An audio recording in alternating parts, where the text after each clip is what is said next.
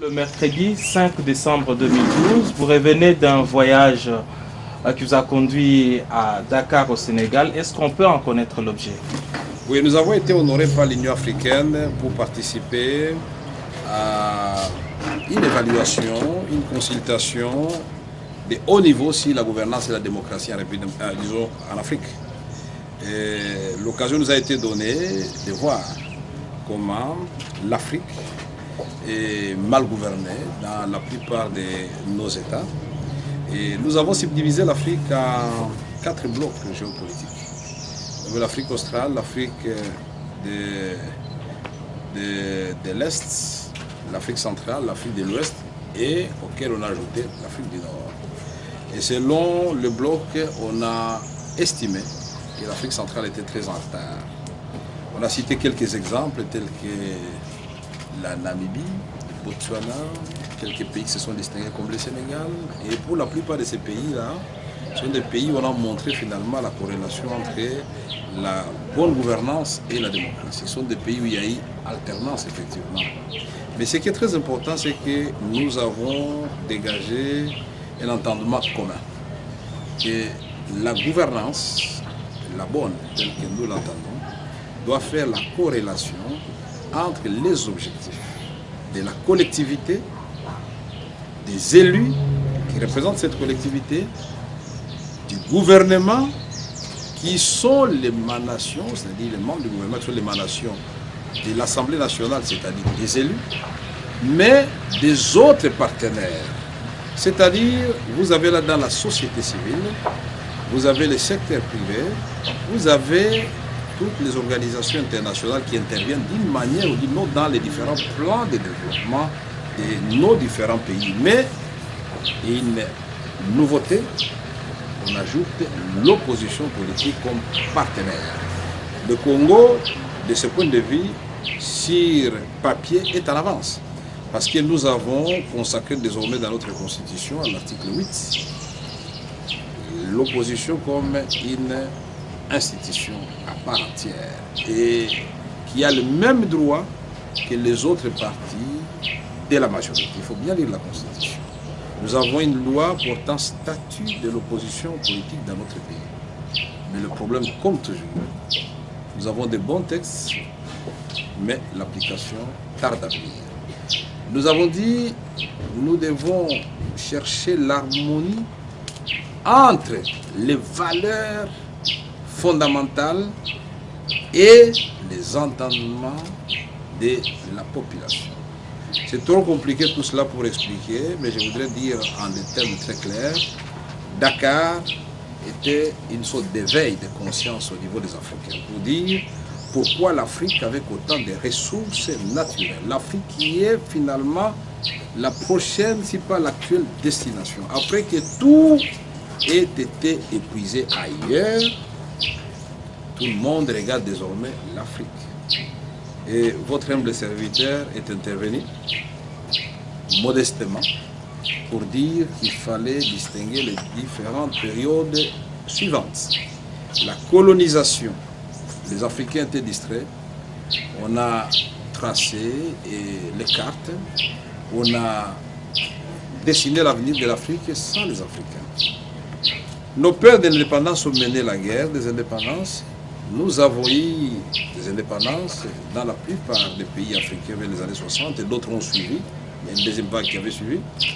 Mais cette indépendance est intervenue au même moment où finalement, après la Deuxième Guerre mondiale, et c'est la deuxième période, il fallait parler de la guerre froide entre le bloc communiste, représenté par les pays du pacte de Varsovie, et le bloc capitaliste représenté par l'OTAN, c'est-à-dire l'Amérique, le Canada et l'Europe occidentale.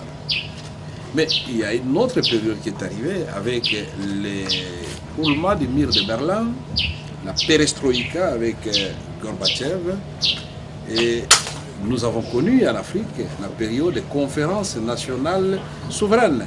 Le Bénin, le Congo-Brazzaville, beaucoup de pays ont fait des conférences. Mais aujourd'hui, on parle d'une autre ère, d'une autre période, c'est celle de la mondialisation.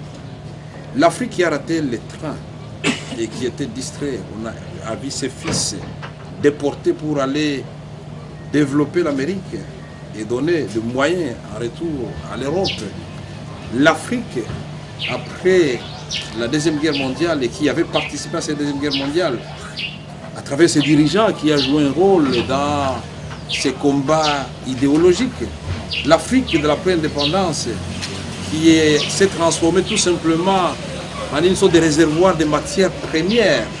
Est-ce que cette Afrique-là, maintenant, est prête à dire, à l'instar de la Chine qui a saisi les 2 dernières décennies du Brésil pour sortir du trou noir des pays sous-développés, des pays pauvres?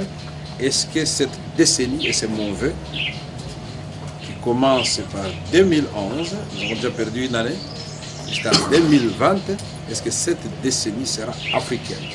C'est la détermination de la plupart des leaders africains qui étaient associés à ces formes.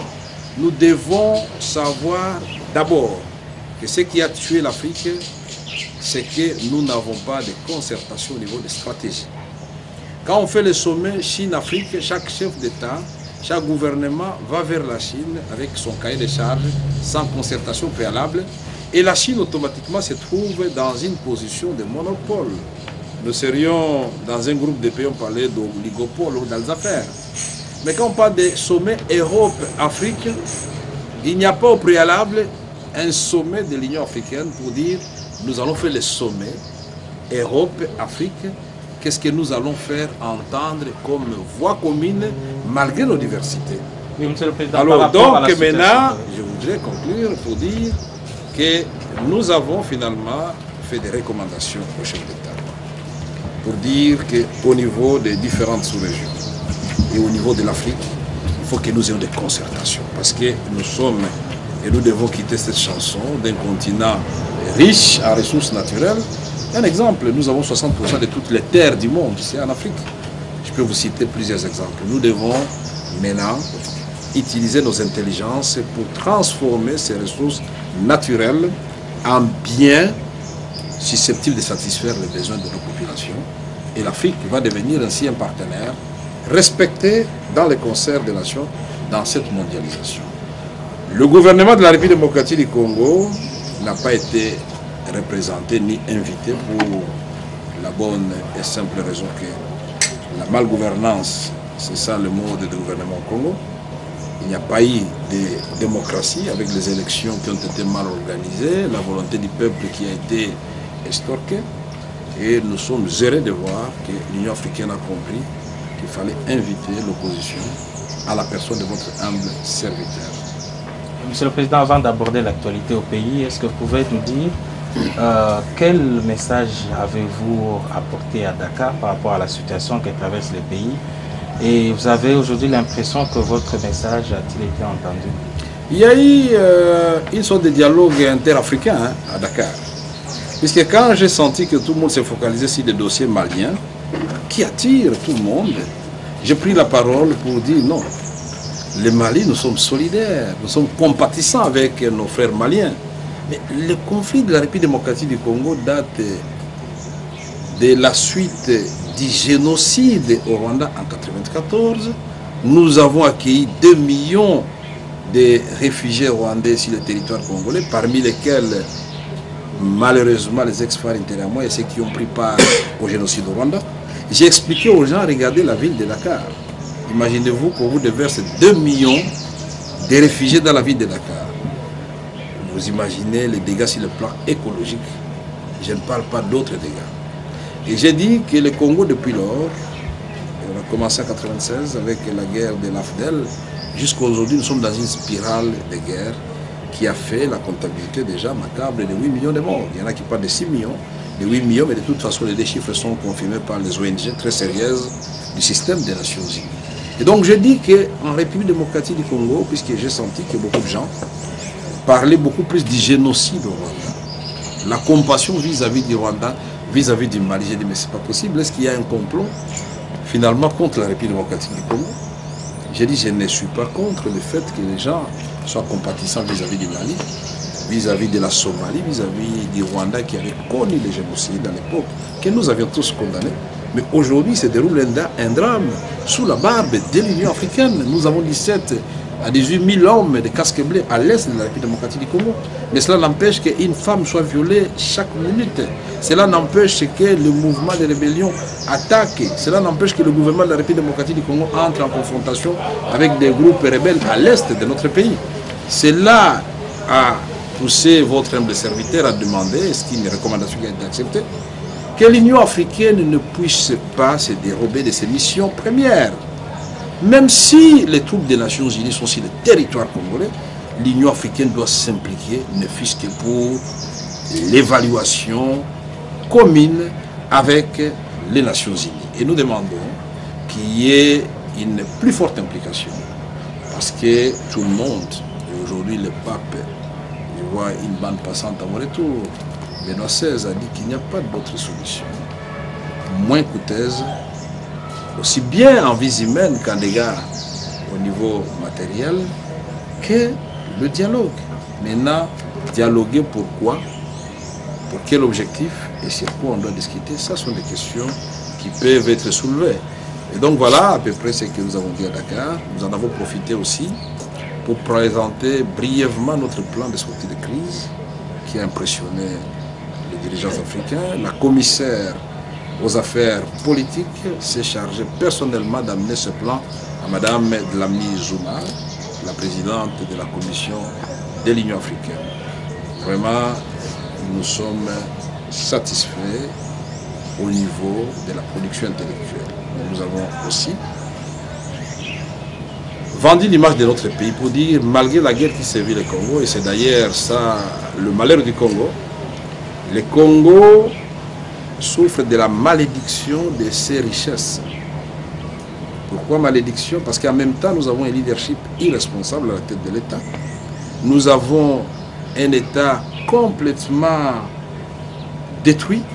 Et donc, comme le disait le président Museveni à l'époque, et moi la blague ne m'avait pas beaucoup amusé, pour dire que c'est comme dans la prière de notre Père, vous avez beaucoup de richesses dans votre pays, mais vous n'avez pas de sentinelles pour garder ces richesses, alors ne nous soumettez pas à la tentation.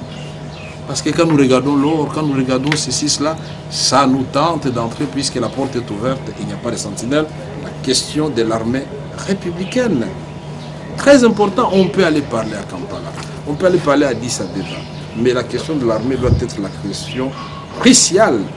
Nous devons comprendre une fois pour toutes que tant que nous n'aurons pas une armée républicaine, nous ne serons pas respectés. Le président Dos Santos, moi je me posais la question chaque fois quand j'arrivais en Angola, 2001, vous savez, j'étais dans les négociations politiques. Nous y avons été conclure l'accord avec le président Museveni le 30 septembre 2002. Mais je me suis posé la question de savoir pourquoi cette ville est sale. Le président Dos Santos nous a répondu, il a dit non, moi j'ai bien défini mes priorités. Mais si revenez dans 5 ans, 6 ans, vous allez voir ce que je vais faire de Luanda et des autres villes. Il a commencé par l'armée. Et aujourd'hui, sans nul doute, l'armée angolaise est parmi les armées les plus efficaces de l'Afrique. Mais aujourd'hui, il est dans ce qu'ici on appelle 5 chantiers. Mais lui, c'est plusieurs chantiers à la fois, impressionnants, et on le voit. Donc, il y a moyen de faire en sorte que les Belges commencent à courir vers le Congo comme les Portugais vont chercher du travail en Angola. Il y a moyen de faire en sorte que les Belges viennent au Congo comme l'ancienne puissance colonisatrice du Brésil, les Portugais commencent à chercher refuge au Brésil. Il suffit d'instaurer un leadership responsable à la tête de l'État. Monsieur le Président, nous allons aborder l'actualité. À votre absence, l'actualité est restée très dynamique. Il y a des délégations qui quittent Kinshasa pour tenir de négociations ou évaluations, le terme fait polémique, à Kampala. Quel est votre propre commentaire par rapport à cette actualité? D'abord, la première chose, c'est que nul n'est prophète chez soi. Et vous savez, il y a des gens qui pensent qu'il faut être prophète. Non, quand vous avez étudié et quand vous n'avez pas l'habitude de tricher avec votre propre conscience, vous pouvez voir venir les dangers. Quand nous avons fait ces communiqués en date du 18 novembre 2012, mais comme les Congolais sont malhonnêtes, surtout les amis qui nous dirigent maintenant, ils sautent cette première partie où nous citons clairement, après avoir suivi les cris de détresse du gouverneur du Nord Kivu, M. Julien Paluku. Nous l'avons bien entendu sur Top Congo. On peut aller chercher encore la bande sonore qui dit « Quand vous ne m'entendrez plus, c'est que Goma est déjà tombé puisque ces gens sont déjà dans la ville. » Mais après lui, le porte-parole Olivier Amouli, des FARDC, qui dit « Nous venons d'ordonner que nos militaires se retirent de Goma. » Et nous avons fait ces communiqués pour dire que nous sommes inquiets. La population de Goma est restée sans défense. Et que cela nous inquiète. Nous avons dit notre compassion. On a été contredit par l'éditorial de la RTNC. Mais malheureusement pour eux, ils l'ont fait en date du 19. Malheureusement pour eux, le 20, ce que nous avions prédit est arrivé. Au lieu de prendre des dispositions sur le terrain, ils commencent à chercher le pouls dans la tête des leaders de l'opposition. Finalement, qui ont présenté, non, on n'a pas commencé aujourd'hui, jusqu'à, peut-être que vous êtes trop pressé, mais attention, ça c'est le plan de sortie de crise de juin 2007 à l'Assemblée nationale. Ce plan de sortie de crise, il est là, donc on n'est pas en train d'inventer des choses, il y a le préambule, il y a le volet humanitaire et des droits de l'homme, nous en parlons en 2007. Vous avez le volet économique, ici la traçabilité de matières premières, puisque nous voyons les dangers venir. Parce que la guerre est aussi économique. Vous avez le volet diplomatique, parce que nous avions estimé que le Rwanda et le Congo sont condamnés par la géographie et l'histoire de vivre en bonne entente. Mais nous devons cultiver des relations de respectabilité mutuelle. Nous devons vider nos contentieux, comme l'Allemagne l'avait fait avec la France. C'est dire la vérité en face, et dire à l'autre ce que vous voulez, et que l'autre vous dise ce que vous voulez, et vous trouverez un juste milieu qui est à l'avantage de tout le monde. Nous avons ici les volets, à l'époque, le dernier volet, c'était le volet militaire où nous avons exigé Artemis. Alors, en 2008, octobre 2008, à l'Assemblée nationale, j'ai fait ce plan de sortie de crise. C'est intitulé Plan de sortie de crise à l'est de la République démocratique du Congo, adopté au cours de la séance plénière du mercredi 29 octobre 2008. Mais est-ce que le président actuel de l'Assemblée nationale ne peut pas fouiller dans les archives pour retrouver ce plan? Est-ce que tout ce qui a été fait avant est nécessairement mauvais? On ne peut pas adapter ça aux réalités actuelles. Ce plan a 8 volets. Mais nous avons évolué les 5 décembre, non, avant les 5 d'ailleurs, quand il y a eu des élections, puisque nous, il faut toujours bien poser le problème. Nous avons le problème de la crise de légitimité due aux élections mal organisées, et cette question doit être réglée. Et c'est comme ça que nous étions partis, on a fait le plan de sortie de crise que nous avions amené à Addis Abeba. C'était en quelle date? Le 28 janvier 2012. Et nous étions partis, qu'on pouvait lire là-bas. Il y avait IDPS Félix Tshisekedi, INC Vital Kamerhe, MLC Jean-Lycée Boussa, Modération Lissanga Bonganga, DTP Martin Fayoulou, USA Christian, 7 Roger Lumbala. Donc on ne commence pas aujourd'hui.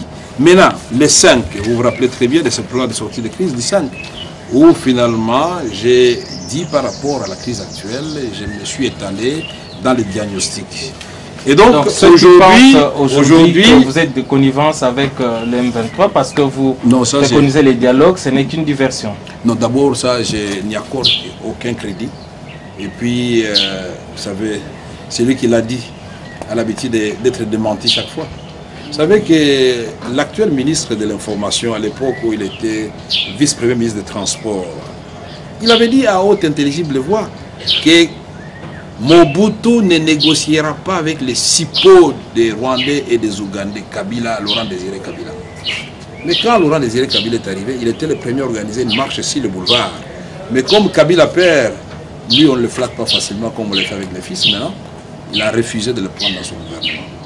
Alors, le même a dit, et la chanson est connue, retournons un peu en arrière. Nous les suivions quand ils menaçaient même les journalistes et les ONG. Nous voulons mettre la fin de nous voulons faire à la guerre chez nous. Pourquoi vous voulez que nous livrions Taganda à la CPI? Mais vous avez suivi ça. Taganda, nous avons choisi la paix à la justice. Donc nous ne livrerons pas Taganda parce que pour nous, il s'agit de sauver des vies humaines. Mais il ne nous a pas dit à quel moment il a changé pour qu'on livre Taganda. Mais le même, la guerre commence. Il dit, il ne sera jamais question. Et il a dit même à Lingala, même la chambre de Yawa, ma négociation que vous la tête. Na kopikati la carte de chambre de pas question de négocier avec les terroristes. Maintenant, on trouve des phrases très faciles. On dit, on va évaluer l'accord du 23 mars 2009. Mais heureusement qu'en Afrique, la honte et les ridicules ne tuent pas. Sinon, beaucoup de gens, du membres du gouvernement, et même au sommet de l'État, les gens peut-être allaient déjà eux-mêmes tirer les conséquences de leur comportement en dents de scie. Ce n'est pas normal. Nous sommes gouvernés comme des petits-enfants. Aujourd'hui, on nous demande la mobilisation générale contre les Rwandais. Le lendemain, vous voyez votre propre président à Kampala, à côté de Museveni et à côté de Kagame. Tous trois en train de signer un communiqué conjoint s'adressant au M23. Et là-dedans, j'ai repéré, je crois, 3 mots. Puisqu'ils disent, on demande au M23 d'abord de se retirer de la ville de Goma. Et puis on demande à la République démocratique du Congo d'écouter et de répondre aux revendications légitimes de M23. Revendications légitimes. Le mot légitime a tout son sens. Donc, le communiqué de Kampala a 2 implications. La première, c'est qu'on a dédouané le président Paul Kagame. Donc, tout ce qu'on disait sur lui était faux, puisqu'apparemment, il a signé. Et maintenant, le conflit s'est ramené là où le Rwanda l'avait souhaité, c'est-à-dire un dialogue entre le M23 et le gouvernement de la République démocratique du Congo. Et même la dame le disait avec une certaine ironie, en disant, si vous voulez notre aide, nous allons vous aider. Mais c'est une affaire interne au Congo. En signant ces communiqués, donc, on confirme cette thèse-là. Et donc, la deuxième implication de ces communiqués de Kampala, c'est qu'on légitime la guerre de M23. Il faut bien lire les mots ont tous leur sens. Alors nous disons, les délégations, vous dites, sont en train de partir. Oui, est-ce que les choses se passent telles que vous l'auriez souhaité? Non, je ne suis pas le bon Dieu, et puis nous devons être humbles nous tous. Il n'y a personne qui est détenteur d'une solution magique. Tout ce que nous devons faire quand la nation est en danger, comme c'est le cas maintenant, on doit commencer par celui qui s'est dit le premier citoyen de la République démocratique du Congo. Il doit descendre de son piédestal, consulter les gens, même les gens qui n'aiment pas. Et je l'ai répété à plusieurs reprises. Pourquoi ne pas créer d'abord une détente ici au plan interne avant d'aller discuter à l'extérieur? Est-ce que le président Kabila a invité le président Etienne Tshisekedi ou a cherché à le voir pour parler du contentieux qui les oppose autour des résultats du 28 novembre et le président Etienne Tshisekedi a refusé et que secondairement ou au même moment, il pouvait parler de la guerre. Est-ce que le président Kabila nous a invités, nous, et les autres, nous avons dit, tout en sachant quel serait l'ordre du jour de la discussion, la forme, et ça se passerait comment, pour parler de la nation congolaise, nous avons dit non. Non, il n'y a pas quelqu'un parmi nous ici qui est détenteur du certificat d'enregistrement de la République démocratique du Congo. C'est un patrimoine commun et les gens qui gèrent doivent savoir que c'est le peuple qui gère à travers eux et que le peuple à tout moment peut les descendre quand ils sont incapables de répondre aux attentes du peuple. Et moi, ce que je voudrais dire, c'est que je suis toujours peiné de constater que nous, les Africains, peut-être, en théorie, nous sommes déjà indépendants, mais sur le plan mental, nous sommes encore sous le joug de la colonisation. Et ça nous colle tellement à la peau que nous sommes une génération qui n'est même pas concernée par la colonisation, mais nous nous comportons comme des colonisés, comme des obligés des Occidentaux.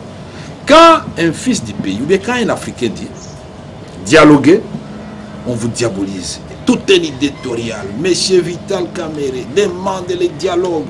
parce qu'il veut s'effrayer un poste. Mais là, quand Latsou l'a dit, quand Ban Ki-moon l'a dit, le pape l'a dit, tout le monde l'a dit, alors voilà, c'est le président lui-même, il va même au-delà de ce que moi j'ai demandé. Lui va restreindre ça au niveau du gouvernement et de M23. Mais là, ils vont tomber encore dans les accords du 23 mars 2009 bis. Puisque ce qu'ils vont se dire là-bas, ça les engage, la composante gouvernement et la composante M23. Ce que nous aurions pu faire, c'est quoi? Primo, nous devons dialoguer. Dialoguer sur quoi? Chaque composante doit avoir ses termes de référence et harmoniser ces termes de référence pour avoir les termes de référence du dialogue. Secondo, quel est le format de ces dialogues? Qui doivent participer à ces dialogues? Parce que les objectifs sont connus. Nous devons recouvrer l'intégrité du territoire de la République démocratique du Congo.